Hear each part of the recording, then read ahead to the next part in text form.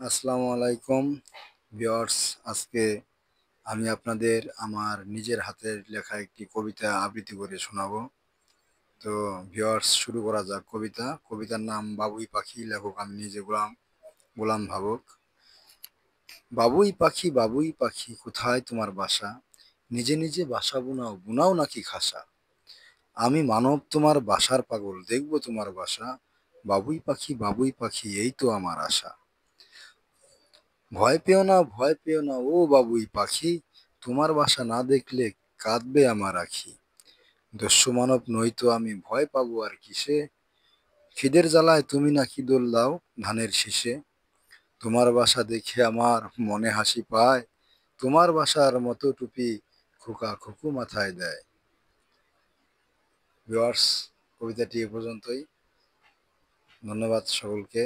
আজকে এখানেই শেষ করছি। আল্লাহ হাফেজ। আসসালামু আলাইকুম।